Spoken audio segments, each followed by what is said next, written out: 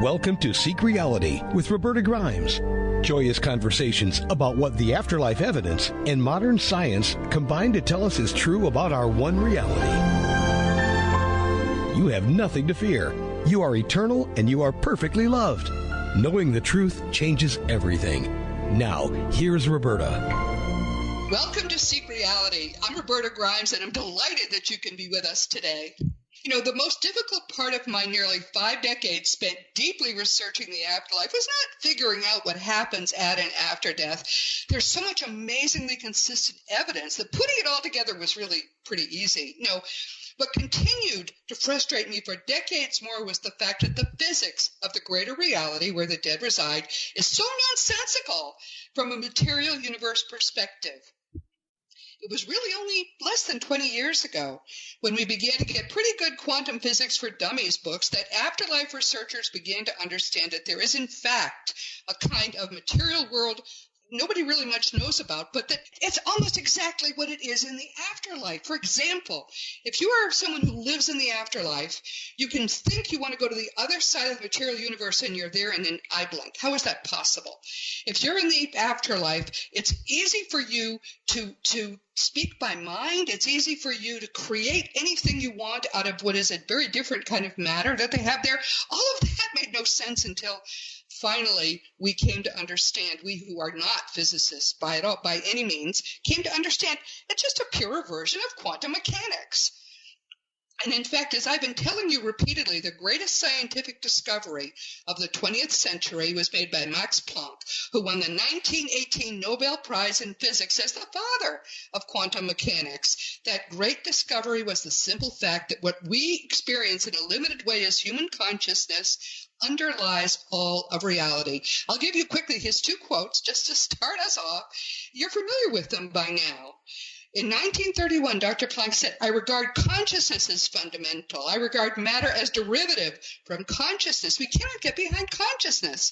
Everything that we talk about, everything that we regard as existing, postulates consciousness." Then in 1944, he said, and this to me is profound, "As a man who has devoted his whole life to the most clear-headed science, to the study of matter, I can tell you as a result of my research about atoms this much. There is no matter as such. All matter originates and exists only by virtue of a force which brings the particle of an atom to vibration and holds this most minute solar system of the atom together. We must assume behind this force the existence of a conscious and intelligent mind. This mind is the matrix of all matter." He was exactly right. It's just that, and when I have shared that quote, but by the way, with people who are physicists, most of them won't speak to me, but those who are say, "Oh, he couldn't have said that." Oh, yes, he did. So we have a guest today who, if only I had known him 30 years ago, of course, he would have been very young at the time. If I had known him then, I could have spared myself all this trouble and effort and pain in trying to figure out by myself, someone who never had a physics course in her life, what the heck is going on. As I think about it, and Bernardo, I have thought about this. If only I'd known you then, my life would have been so much simpler. So I'm thrilled to meet you today. Bernardo Kastrup has a PhD in computer engineering with specializations in artificial intelligence and reconfigurable computing. I'm not even going to ask him what that is. He's way over my head, I have to say. He's worked as a scientist in some of the world's foremost research laboratories, too, including, and I find this amazing, the European Organization for Nuclear Research, or CERN. And he has worked with world luminaries like Deepak Chopra, who we all love. He's a prolific writer. In fact, I first encountered his work in his Scientific American blog. I literally could not believe what I was reading, that someone knew so much. And I was excited about his brand new book, but this new volume, which is just out in April 2019, just a few days ago, really, as we are doing this recording, turns out to be the latest of 7 books that together break the old, discredited scientific dogma of materialism wide open. He doesn't even hesitate. The first of them was published in 2011. It's Rationalist Spirituality. I love that. An exploration of the meaning of life and existence informed by logic and science. Wow. Later that same year, I mean, he's so prolific, came Dreamed Up Reality, diving into the mind to uncover the astonishing hidden tale of nature. The following year, 2012, he published Meaning in Absurdity, What Bizarre Phenomena Can Tell Us About the Nature of Reality. And then in 2014 came my very favorite title of all, Why Materialism is Baloney. How true skeptics know that there is no death and fathom answers to life, the universe, and everything. This man publishes a blog in Scientific Reality. It's like it makes your head explode to imagine how far we've come. Then in 2014 that was 2014. And then the next one is True Skeptics Know There Is No Death and Fathom Answers to Life, the Universe, and Everything. Don't you love that whole title? Why materialism is baloney. The more I read it, the more I think I could never have written something like that, and I don't even care what scientists think of me. In 2015, he published Brief Peeks Beyond, critical essays on metaphysics, neuroscience, free will, skepticism, and culture. Let's wrap it all up. And then in 2016 came More Than Allegory on Religious Myth, Truth, and Belief. So when I discovered he'd already done all this writing, I felt like an idiot. I had never known who he was before, but I'm thrilled to know him now. His new book, and this is our topic for today, although we'll barely scratch the surface of it in just less than an hour. It's called The Idea of the World, a multidisciplinary argument for the mental nature of reality. Now, he writes like a scientist, but he writes in a way which is arresting. Even if you're not a scientist, you'll be able to understand what he's talking about. So he's one of the very few people who can speak both to working scientists who hate this whole idea and to the rest of us. I think that, and he's very young, thrilled to see where his future is. I think he is the future of a really much more enlightened and empowered physics, really. And that will be the gateway to a much better world, as we have been saying week after week. He is our really wonderful guest today, coming all the way from the Netherlands. Welcome, Dr. Kastrup. I am thrilled that you are here.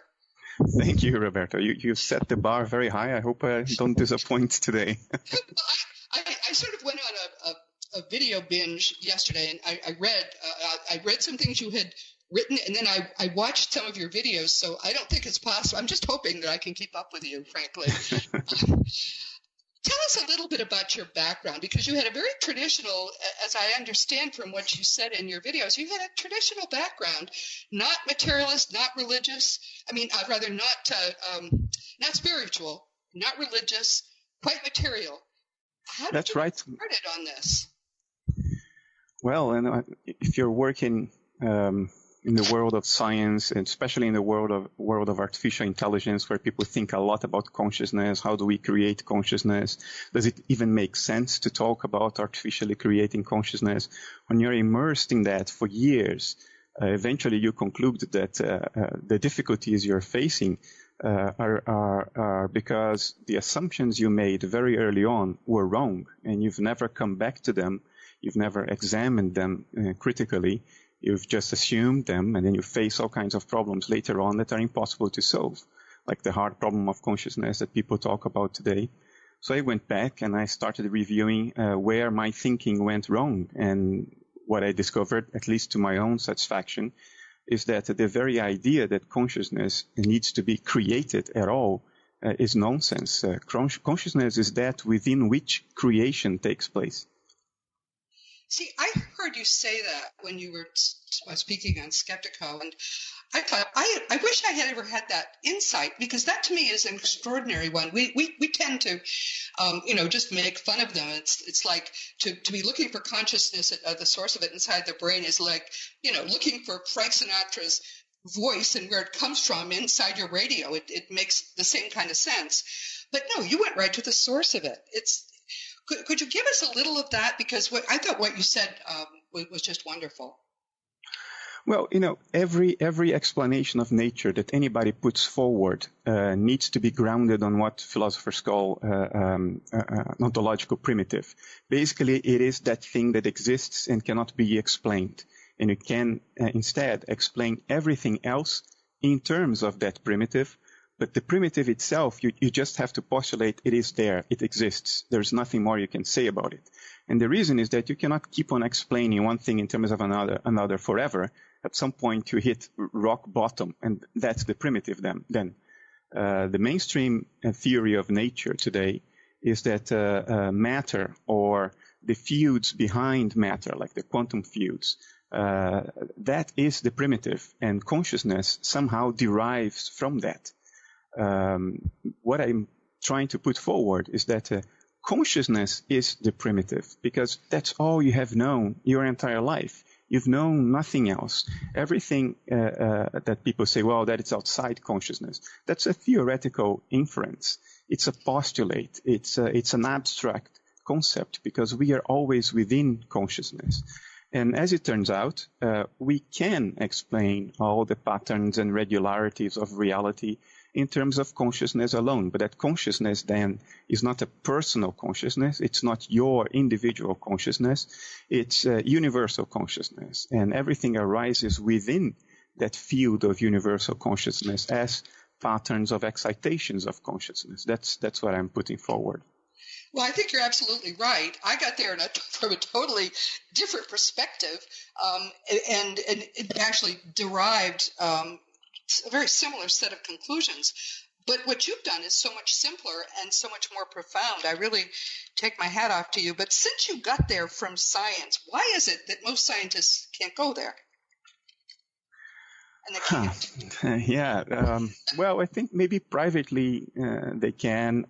Most scientists are working in fields that are unrelated to consciousness. In other words, fields that do not require you to have an answer for the nature of consciousness in order to do the work they do. And the reason for that is that if you look at the method of science, what science does, science tries to understand, model, and predict the behavior of nature. If you do A, then you get B. If you do B, then you get C. These are patterns and regularities of nature's behavior, what nature does in reaction to something, in reply to something. Scientists talk about querying nature, putting a question to nature. That's what an experiment is. You put a question to nature, and the answer is nature's behavior that arises as a consequence of your experiment. So it's all about behavior. It's not about essence. Science says nothing about what nature is in and of itself. It only tells you how nature behaves. And therefore, for most scientists, there is very little need to understand what nature essentially is, because they are successful enough predicting nature's behavior, which is all you need to develop technology. It's like a 5-year-old kid playing computer games. The kid understands how the game behaves and can win championships. Oh, yes. But the kid knows nothing about software and hardware and all the computer engineering that the game ultimately is. Only a few scientists get faced with this problem of consciousness. I would say neuroscientists of consciousness get faced with it. People work in artificial intelligence, artificial consciousness, like I myself did, get faced with it. The others don't, and it's more comfortable for them to not face the question at all, because they can do their work just as well without spending energy trying to crack this problem. Well, what about physicists, though? Because it's staring them right in the face. They step around it. It's like this is the big elephant in the room that nobody will really talk about in the field of physics, or at least that's the way it looks to me. I'm a junkie, by the way, of your magazine, Scientific American. I've been reading it for 30 years and finding it funnier and funnier as it went along, because they just seem not to be able to face this obvious problem, which you have so well articulated. What about them? Yeah, I think only few physicists actually have to face it. You alluded to quantum mechanics. Most people doing quantum mechanics today are preoccupied with predicting behavior. The usual thing people say, shut up and calculate. If their theories... Right. It's all about the math. Right. Exactly. Yes. If their theories predict the outcome of experiment correctly, that's all they need. They can win Nobel Prizes with that. There's a small community of physicists around a field called Foundations of Physics and Philosophy of Physics. Those are philosophers, not physicists, but they sit right on the border. Those guys have to face these questions. And what you see is that there is an ever-growing proliferation of theories about what nature actually is, which are then informed by quantum mechanics. There is no consensus in that field. And my personal opinion is that their inability to reach consensus is that we are prejudiced against this notion that the physical world itself is just an image, a representation in consciousness of something that is itself not essentially physical in the way that we normally define physicality, definite physical properties, definite positions in space-time. That is physicality. And the idea is that physicality itself is a phenomenon in consciousness that arises from the interaction of our personal minds with a mental space out there. That interaction, that interference pattern then creates the physical world around each one of us. People are prejudiced against this view, perhaps because it has been historically associated with religions, both East and West. And they keep trying to find something objective and physical out there. And you have this proliferation of theories about these fantasies that people come up with about some objective physical world out there, which have nothing to do with the world we actually experience, because that would be inconsistent with the experiments. So they postulate all kinds of crazy things, and there is no consensus. There doesn't seem to be one. It looks to me, because this has been something I've been struggling with all my life, watching them go off the rails. And it seems to have happened very early in the 20th century when we started to get excellent communications from the dead. I think this was deliberate. And it was these communications were being researched by people who were serious researchers and written up.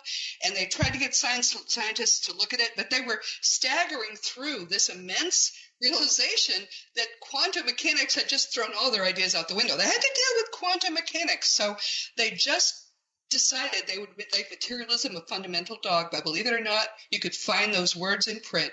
The fundamental dogma of science is materialism. And that seems to have happened within the first decade of the 20th century. After that, a door closed.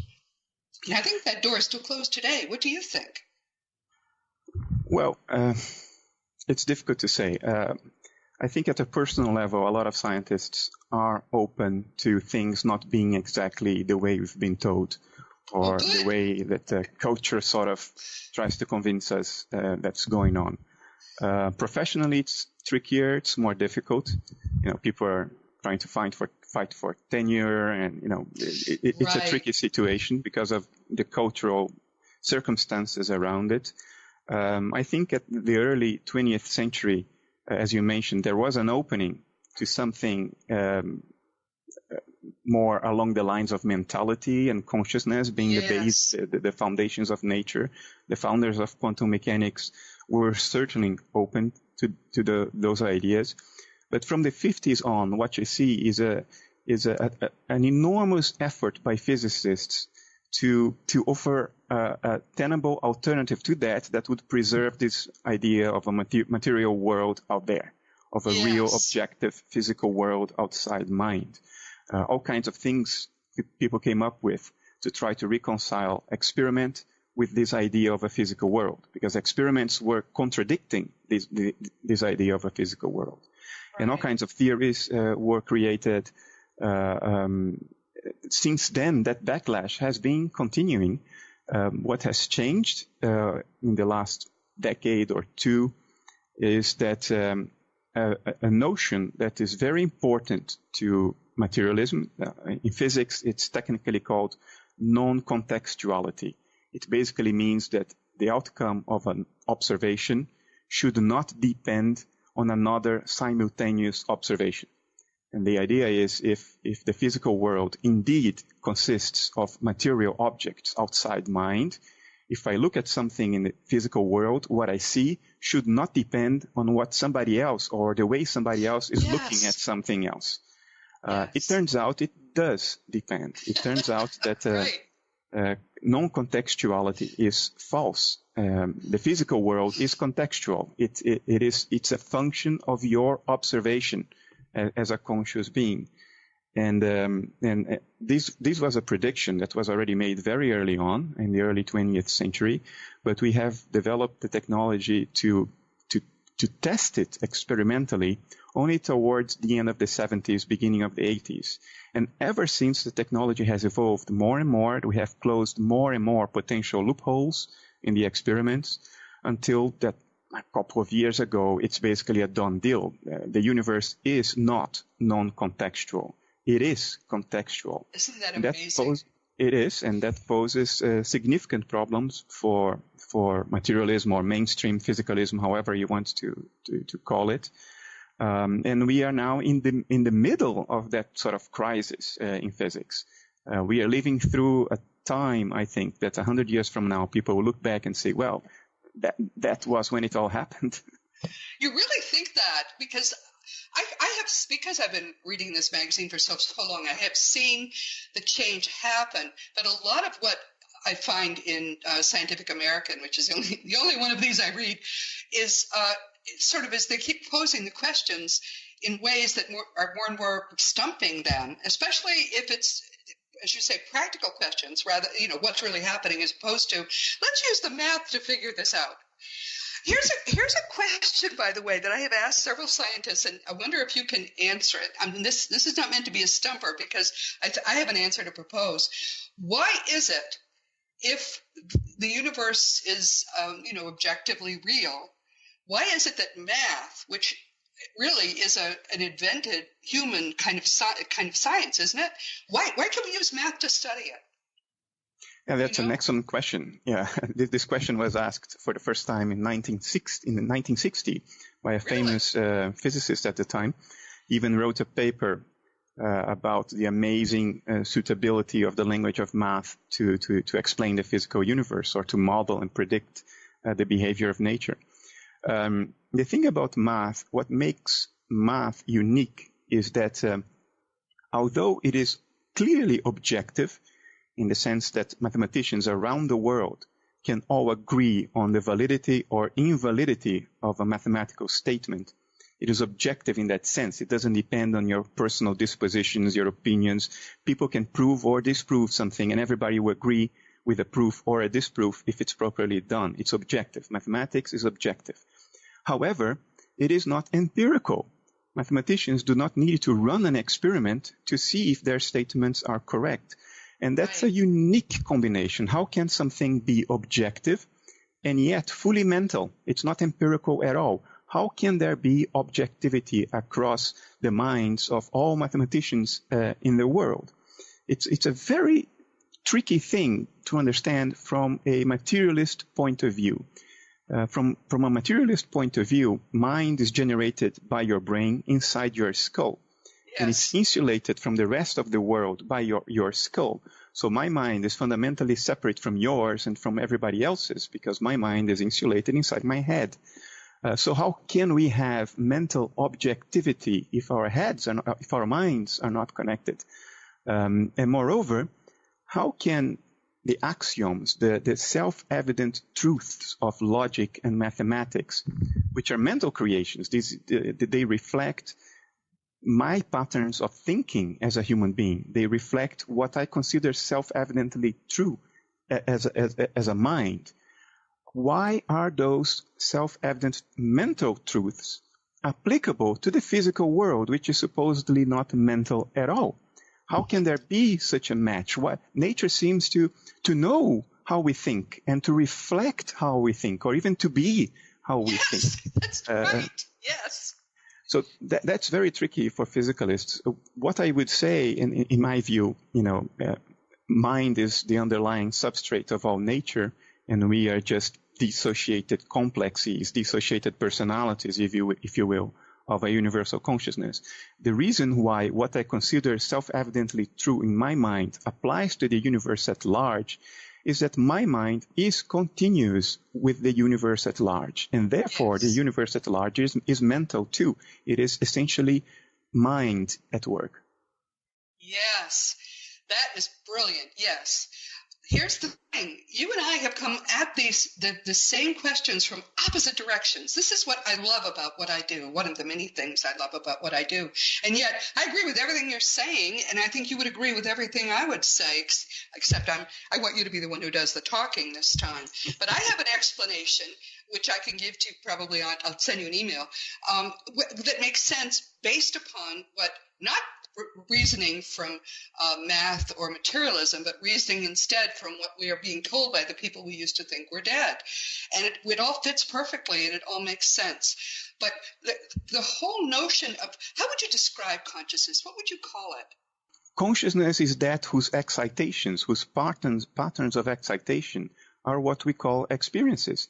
The experience of seeing the color red on an apple, the experience of having a bellyache, the experience of falling in love. All these are excitations, patterns of excitations of consciousness. The way that we who are working with what the dead tell us would describe it based upon all of our research is that it's an energy-like potentiality without size or form, alive in the sense that your mind is alive, highly emotional, and probably self-aware. And it does include every human mind, just as you have reasoned from your science to that exact same position. Our minds are all part of that inextricably. The way, a bit of air you release into a room becomes part of that air. That's how our minds are connected. That's what we would say. Now, I don't know how you feel about that. If consciousness as a concept is a mystery, and we try to unravel that mystery and make sense of it, make it more clear, it's difficult to then, in that explanation, use another word that is in itself is also a mystery, like energy. Energy is something that has a fluid conceptual definition. We have operational definitions for energy. We know how to calculate it, but when you pin people down and say, okay, but what exactly is energy? It becomes more complicated. Yes. I understand that you used it in a metaphorical sense. Yes. You're appealing to the intuition of people. I think that's valid. I'm trying to come at it from a conceptually clear angle. So I would not use the word energy to characterize consciousness because I'm mixing two concepts that are not clearly defined, if you know what I mean. See, that, everyone who hear it, I'm enjoying this so much, Bernardo. I just have to tell you, because we are thinking in much different ways, but we're coming to the same place. By the way, I didn't make up that definition. It's just the best one I've ever found among people who came at it the same way I did. But the whatever it is that we call consciousness is enormously affected by emotions. And that's a whole other conversation I look forward to having with you at a later date, which is and it's immensely creative. It is as you've said, it's what underlies everything. It's what Dr. Planck said. But I don't think I think it's unique, as you have said. It's unique in ways that we really don't even need to define it precisely. It's easier to say what it's not than to say what it is, probably. But consciousness is all we've ever known, right? That's right. Whatever is outside and has been always outside our consciousness might as well never have existed. That is profound, and that is really true. In Scientific American, there recently was an article about how they had finally proven that two different people will have that. I can't even express. This is how much I'm not a physicist. I've never even had a course in physics, or, by the way, past Algebra 2. But they have confirmed what you were talking about, this hypothesis that two different people can create two different realities, which was posited and indeed is true. I think it comes out of those earliest quantum mechanics experiments right at the beginning. It's just that they wanted to be able to prove it. And now, as you say, they have proven it. Astonishing. That's indeed a very profound result. It has been predicted since very early on. Quantum mechanics, basically, if you follow the implications of quantum theory, you get to the conclusion that two different observers of the same observed system can describe that system in two different yet correct ways. Oh, wow. That's basically the prediction that was verified recently. So what that does, it corroborates an interpretation of quantum mechanics that's called relational quantum mechanics, was originally posited by physicist Carlo Rovelli in 1994, I believe. And it's an interpretation. Rovelli is a physicist, not a philosopher. So when he explained his interpretation, he basically said he admitted that there are huge philosophical qualms that his interpretation raises, and he makes no attempt to resolve them, to address them. For instance, one of the qualms is, okay, if the world, the physical world around me is a result of the information I have of what's out there, and somebody else looking at the same world can describe that world in a different way, yet also correct, the implication is that I live in my own physical world, and you, Roberta, live in your own physical world, and we are not sharing a physical world. So is it solipsism? One of the questions that are raised from Rovelli's relational quantum mechanics. I tried recently, past few years, to provide a philosophical underpinning for relational quantum mechanics. And in summary, what I argue is the following. Indeed, each one of us lives in our own private physical world. And by physical world, I mean a world of objects with definite physical properties like form, weight, color, and so on, occupying definite positions in space and time. An object that is on the table and it's not on the floor. This is what I call the physical world. And the physical world that I have is unique to me. I inhabit a physical bubble around my subjectivity as an observer.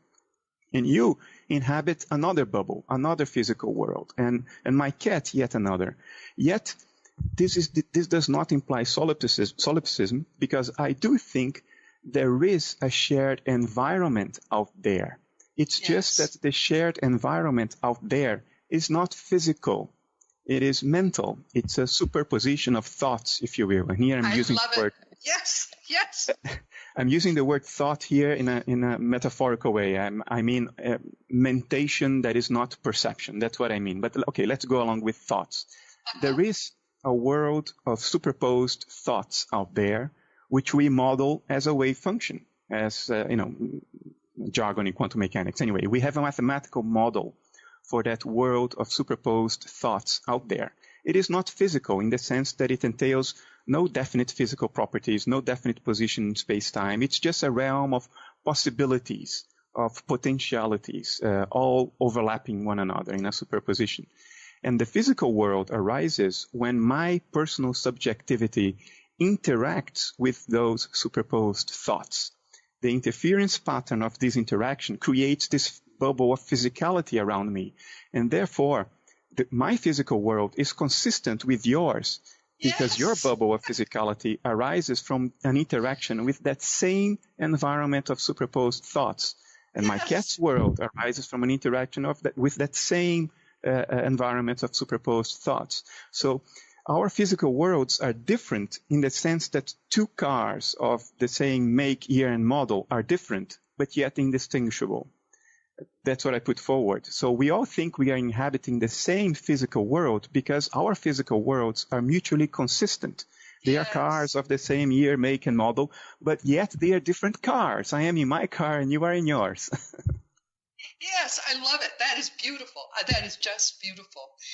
I had hoped we'd spend a lot of time talking about time. I should just say I met Dr. Kastrup when I was reading, through what was in Scientific American, I guess a few months ago, I'm not sure when, and came across his blog post about time.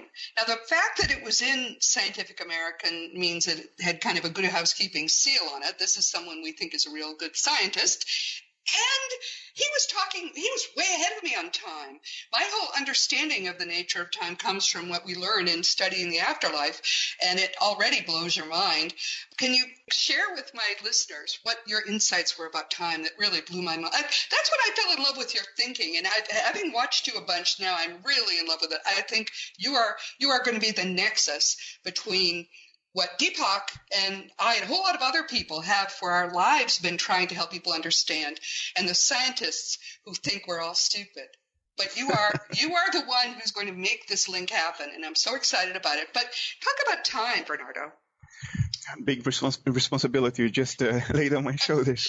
Yes, I did, but I'm sure you're up to it. You would be amazed how open the question of time is in both philosophy and physics. People are all over the place.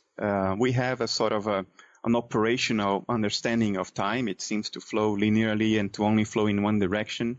But when you really explore the details of the question of time, people are all over the place. There are physicists who think that time does not exist at all. Other physicists think that time is the only thing that exists and space is an illusion. There are physicists who think that space-time is absolute. Others who think that space-time emerges from certain quantum level phenomena. In other words, space-time is not a pre-existing scaffolding in nature. Space-time itself arises as a quantum level phenomenon. These are the people working on so-called loop quantum gravity.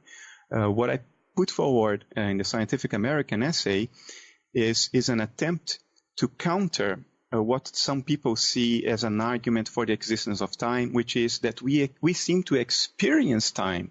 So there must be time because we experience time. We experience flow from past to present to future. And my article was an attempt to deny that, to say that we don't experience time at all. We never experience time. Yeah. Yes. The notion of time is a conceptual notion that's very tempting to make. It is so tempting that we end up thinking that we experience it, but we don't. All that we experience is the present. The past are memories experienced in the present. The future are expectations or fears, possibilities that we experience in the present as well. We are only ever in the present. What we call time are themselves is itself a combination of qualities of experience that are experienced now. There is no experience of time, and therefore one should not use the supposed experience of time in physics or in philosophy to argue a certain position. That is so beautiful, and it's absolutely right. The more I thought about it, the more I thought, you just have given us a very basic insight, and which is perfectly consistent with what we learned from the work we're doing with the people that we used to think were dead, who are actually more alive than we are and a lot smarter. One of the things that we're very recently coming to understand is that creation didn't happen a long time ago and just sort of like a clockwork machine go forward. Instead, it is happening instant by instant, micro instant by micro instant, which means if that is true, and that's a theory, but I think that there's so much evidence for it that we're going to end up with it in the end. If that's true, then we can't even say that the memories we have are anything other than what we have in this instant, which means that if that is right, it means that it really did, what you think you did this morning when you brushed your teeth really didn't happen that way necessarily, because the memory could be very different now in this micro instant of creation. I don't even want you to respond to that unless you feel like it, because you may be thinking, this woman I thought was nice is now off the rails, but this seems to be where the dead are leading us, that it isn't something that once started. It's something, and one of the reasons, for example, that the cosmological constants keep adjusting, even though the scientists say they don't, they do, is because, in fact, they're being renewed in each micro instant. How's that for making your eyes cross? Well, I will not comment on the last part of what you said, but I will make a comment. Yes, please, go ahead. I'd love to hear what you have to say. It seems Immanuel Kant and then Schopenhauer after him, at the end of the 18th, beginning of the 19th century, they already put forward that space and time is a cognitive construct of our minds as individual human beings. Space and time is not something that is out there in nature, in the noumena, as Kant would say, or in the will, as Schopenhauer would say. It's not something we inhabit as individual conscious beings. Space and time is part of our cognitive apparatus. The space-time scaffolding exists in our mind. We distribute the contents of our experience in that scaffolding of space-time. We populate it. We create it as an artifact or as a means of our cognition as individual conscious beings. If that's the case, then if you are dead and you're not creating the scaffolding of space-time, what's your reality, right? To think of the dead in terms of space-time is to think of the dead in terms of something that's not applicable to them. because space-time is then my cognitive scaffolding as a living human being. It's a limitation that I have as a living being, so to say. So I think lots of the questions that people try to address in near-death studies or near-death experience studies, including the notion of the continuity of personal identity, which I'm sort of agnostic of. I'm not sure whether personal identity continues.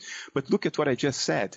Continues. That's already something that presupposes time, presupposes a space-time scaffolding, yes, which may not be applicable at all to the subject at hand, which is precisely what happens after you're dead, after the space-time scaffolding is not there anymore. It's no longer valid. But we as human beings, we cannot think outside the framework of space-time.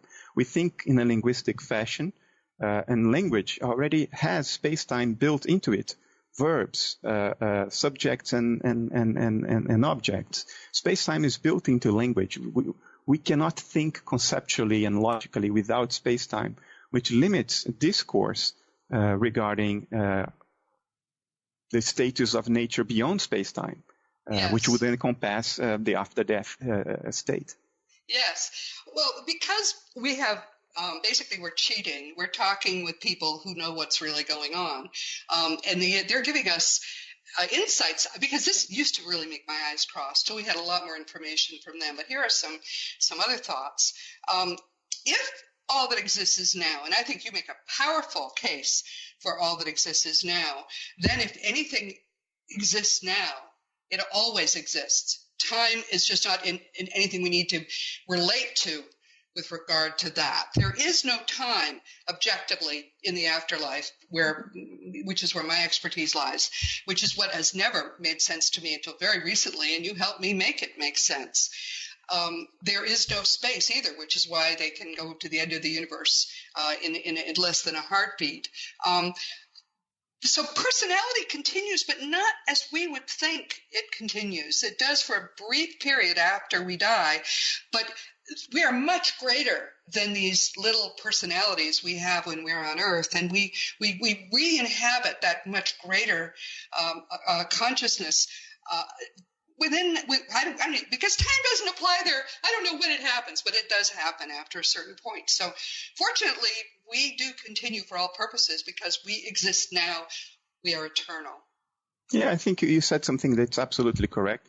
If time does not exist, then everything that has been, is, or will be, all of it exists in the now. Yeah. Yes. Don't you love this, everyone? Listen to this. This is a scientist and someone who came from an opposite direction. And truth is truth. You can get to truth from many different sources if you open your mind enough to accept the fact that truth comes from many directions. You are clearly a man on a mission, and you're very young, and you're already way ahead of most people who are much older than you are in terms of your thinking. Obviously, you're very bright. Where do you think your direction is going to be? What do you think the part is you may be able to play, or have you thought about that? I have, and I have no answers. I don't really know, but strangely, I don't seem to care much, and I don't say that in a bad way. I say that in a good way. I feel I'm doing what I'm meant to do, and that gives me peace. I don't have a designed future that I expect to come or to be. So long as what I'm doing now resonates with what I feel I should be doing, somehow that's enough to me. And what will happen. And if nothing happens, it's okay, as long as I have the feeling I've done what I could, I've done what I was meant to do. It's like it's not my responsibility how it will turn out, so long as I play my part. Actually, what you just said is something we all should be thinking. Please pay attention to what he just said, everyone, because this is very important. Notice he said he feels centered in his life. He feels he's doing what he should be doing now. He's not looking for any particular outcome. Gee, I hope I win the Nobel Prize. I think you're on the short list, by the way, eventually. But we all have guides, especially one primary guide that we worked out this life with ahead of time. And that feeling that Dr. Kastrup has, that he is where he should be and doing what he should be doing, that is his guide telling him at every moment that he's in the right place. He's following the plan. They try very hard to help us follow the plan. And if you start feeling out of control or off track, it's because you are. So opening yourself to what Spirit is telling you is the secret to getting back to where you should be. But now you are talking to lay people, but you're talking to lay people in an uncompromising way, which is what I love. I mean, you expect people to be able to understand what you're saying, even though for many people it's foreign. Have you thought about getting more popular in what you say? For example, you could write your most recent book for dummies and summarize it so that people who are, because one of the things I'm learning is more and more people are listening to Seek Reality, and I hear from them, is that people are hungry for a deeper understanding, but it's hard for them to get from where they are now, especially if that's deep in religion, which, by the way, we haven't even gotten to. That's going to be our next topic, I think, because that's one of the things that we talk about a lot here as well. And you have a lot of good thoughts about that. But helping people get from this sort of fear-based way of thinking, beliefs way of thinking, faith is a good thing, all of that, to a place of knowing, of understanding. The way you live your life is based in facts. Why shouldn't your spiritual life be based in facts? Have you thought about helping people to make that leap in a very sort of popularist way? Absolutely. That's how I started. I haven't planned my books out, if you know what I mean. I had an idea, a feeling, and I pursued it, and eventually the book was there. It was not something that I planned out in advance. Okay, that's what I'm going to do. I would strategize about my audience, who I'm going to target. And it was not like that. Right. The book each book just arrived, just was there at some point. I just did what I felt was right at each moment, and at the end there was a book. But in my very first book, this feeling of the moment, what am I doing right now, was to reach the average lay person. That's what I wanted to do when I was writing that first book, and the same thing for the second, all the way to book number 6, which is a little bit more involved than book number 1, but I always had the lay person in my mind. They sold fairly well. I mean, they are not bestsellers. They sold fairly well. And then for book number 7, the one that has come out now, The Idea of the World, or The Idea, as people are calling it now, I just felt that I needed to do something that was not compromising. I didn't try to make it very accessible, or I did try, but without compromising the rigor, the clarity, the structure of the argument. I did not compromise on that. I thought at least one book will have to have the complete story as it is, without any compromise for accessibility, even though I would try to make it as accessible as possible without those compromises. And I thought, it's not going to sell as well as the previous books. Guess what? It is by far the fastest selling of all my books. So glad to see that. It surprised me. It surprised me enormously. People seem to be eager to give themselves rational permission to believe what they already intuitively know is true. Yes, that's right. The mind is the bouncer of the heart, right? I like to say this. I say this all the time. Yes. Sometimes you already know intuitively that things are not quite the way they tell you it is. But your mind doesn't give you permission to embark on that, doesn't give you permission to experience that, because the conceptual models running in your mind tell you that should be impossible. And people seem to be eager to have a very rigorous, uncompromising articulation of an alternative worldview based on the same value system that materialists claim for themselves as the basis of their worldview, namely logical consistency, empirical adequacy, conceptual parsimony, all these values. These are the values I use to argue my case for something that is completely antithetical to materialism. Yes. And this seems to resonate a lot. That's what people wanted, it seems. They wanted to read and understand a non-compromising articulation of an alternative so they could give themselves permission to accept what they already knew. Yes, that is so beautifully said. And it's really, I see it happening too. People, even 10 years ago, when the first of my books came out, I would be talking to an audience in very simple terms, and they would still look at me funny. They had no idea. Now, and I'm sure you're finding this when you speak as well, people are there, they get it, they already partly understand, and you're just helping them better fill in the blanks and fill in what they already know. It is a rapidly changing world intellectually, and that's very exciting for you, as it is for me. You're in the right time and in the right place. Tell everyone what your website is. I urge you to go there. There are videos on Bernardo's website that you'll really enjoy. Yes, it's www.bernardokastrup.com, Kastrup with a K, K-A-S-T-R-U-P.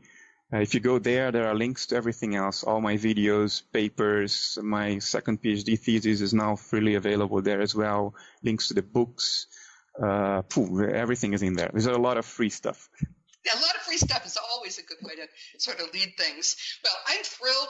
I'll be in touch with you. We will do this again. I feel as if I've made a new friend, and I'm so, so glad you're doing what you're doing now. So please consider yourself hugged, even though you're the other side of the world from me. and everyone, this has been really exciting for me. This has been Seek Reality with Roberta Grimes. I'm really, really especially glad you were here today. Please never forget that you are a powerful, eternal being. You never began and you never will end. And when you really get what that means, it changes everything in your life for the better. Next week, we're going to be talking with Karen Anderson. She's an amazing pet communicator. She was last with us about 7 months ago by popular demand and talked about mental communication with cats and dogs, both those here and those no longer in bodies. She does a lot of work with horses, too. And my most important animal ever was a horse who was my buddy for almost 30 years. So I've invited her back to talk about horses in the afterlife and her experience communicating with horses, both living and dead. This is a little bit self-indulgent on my part, but I think you'll enjoy it too. Please join us next week. And this week, wow, we've been Bernardo Kastrup, who is that rarest of all people. He's an intellectually honest mainstream scientist. He's written extensively on many of the topics we mentioned here on Seek Reality, but as I've pointed out to you, from the opposite direction, and still we arrive at the same place. His most recent book, just out, is The Idea of the World, or as he says, just The Idea of the World, a multidisciplinary argument for the mental nature of reality. It's a terrific book. He's extremely bright, as you can see, and he can speak at the same time to both working scientists and lay researchers like you and me. And I think, like some of our other very recent guests, like Cyrus Kirkpatrick, he's the literal future of objective knowledge and understanding across all disciplines, as all their various insights converge in our search to finally know and understand what's true. I urge you to come to know Dr. Bernardo Kastrup. Like his mentor, who is the venerable Deepak Chopra, I think he's going to eventually be a household name. You heard it here first.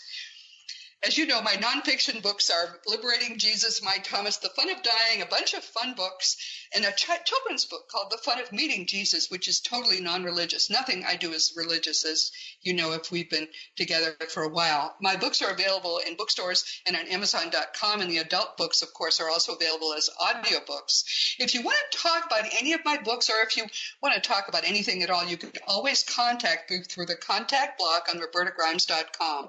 I do answer every email. Just please be sure to give me your correct email address. Once in a while, I'll write a long email and then it gets bounced because someone didn't give me the correct address. Makes me cranky, and you don't like to see me when I'm cranky.